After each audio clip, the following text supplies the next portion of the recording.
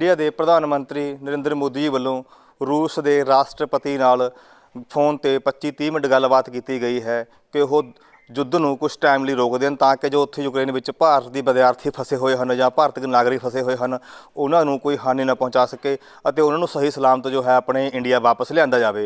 ਇਸ ਸੰਬੰਧੀ रूस ने भी इंडिया का समर्थन करते हुए उन्होंने 2 घंटे जो है युद्ध रोकने का टाइम दिता है तो उन्होंने कहा गया है कि साडी सेना है जो ਤੁਹਾਡੀ पूरी हैल्प की जाएगी, तुसीं अपना हवाई जहाज़ या एरोप्लेन अपना भेज सकते हो तो उन्होंने अपने जो है भारतीय नागरिक हैं जो भारतीय स्टूडेंट हैं उन्होंने तुसीं ले जा सकते। बने रहो। संगरूर तो गुरविंदर सिंह गुरी की report, star news of India.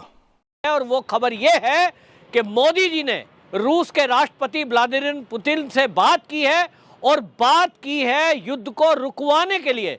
जी हाँ, आपको बता दूं जिस तरह से यूक्रेन के राजदूत जो भारत में हैं वो कह रहे थे कि आप चाहें तो युद्ध को रुकवा सकते हैं और उन्होंने इतिहास का हवाला दिया था।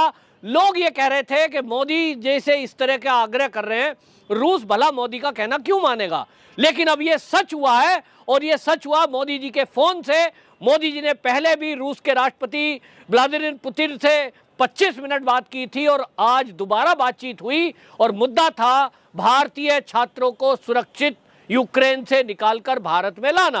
जिस तरह से हमारा विदेश मंत्रालय बता चुका है कि लगभग 20,000 छात्र वहां यूक्रेन में हमारे पढ़ने के लिए गए हुए थे, उनमें से लगभग 16,000 छात्रों को निकाल लिया गया है। यूक्रेन के बॉर्डर पार करके पड़ोसी देशों में वो आश्रय ले चुके हैं और वहां से हमारी एयर इंडिया की फ्लाइट, बाकी फ्लाइट और यहाँ तक कि एयरफोर्स का हरकुलिस C-17 वो भी रेस्क्यू करने में लगा हुआ है।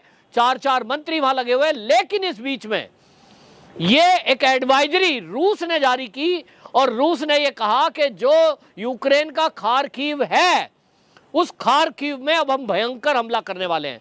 अभी तक कीव जो कि राजधानी है वहां हमला हो रहा था, लेकिन अब खार्किव पर कब्जा करने के लिए रूस एक रणनीति के तहत वहां भयंकर हमला करने वाला है। और उसने ये सूचना मोदी जी को दी और उन्होंने कहा कि आपके छात्र जो भी वहां हैं, अभी 1-2 हज़ार जो बचे हुए हों उनको आप निकालिए और खार्किव से एक अपने छात्र को निकाल लीजिए। उसके लिए हम आपको सेफ पैसेज दे रहे हैं। मतलब सेना ने कुछ आसपास के शहरों में हमला न करने की योजना बनाई है और खार्किव से उन शहरों तक जाने के लिए पहली बार युद्ध को रोकेगा।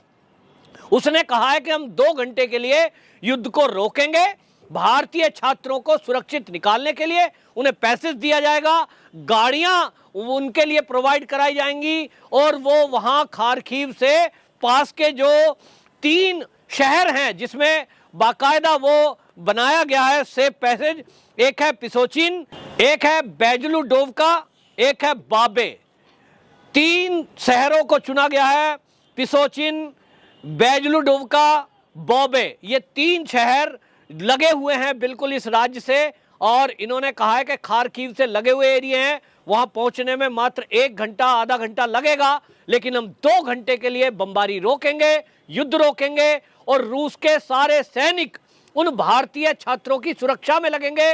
उनको एक सेफ पैसेज दिया जाएगा, यानी जिस रास्ते से वो जाएंगे उस पूरे रास्ते की सुरक्षा रूस के सैनिक करेंगे। ये वो खबर है जो दिखाता है कि मोदी क्या चीज है।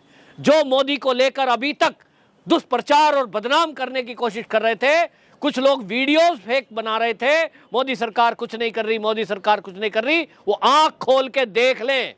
देश का विपक्ष जो टुकड़े टुकड़े गैंग है, जो कांग्रेस है, अगर वो आज होती तो क्या होता और आज मोदी है तो क्या हो रहा है। आप देखिए, तिरंगे की ताकत देखिए, देश की ताकत देखिए। ये वहां से जो छात्र आए उन्होंने बताया है कि अगर हमारी गाड़ी पर तिरंगा लगा है, हमारे हाथ में तिरंगा है, तो रूस के सैनिक हमें आदर से बात करते हैं और कहते हैं आप जाइए, कोई गाड़ी को रोकेगा नहीं। यहां यह भी खबरें आई थी कि यूक्रेन के कुछ सैनिक हमारे भारतीय छात्रों को परेशान कर रहे हैं, उनको युद्ध में लड़ने के लिए आग्रह कर रहे हैं और इसीलिए रूस की सेना अब असिस्ट कर रही है भारत के छात्रों को।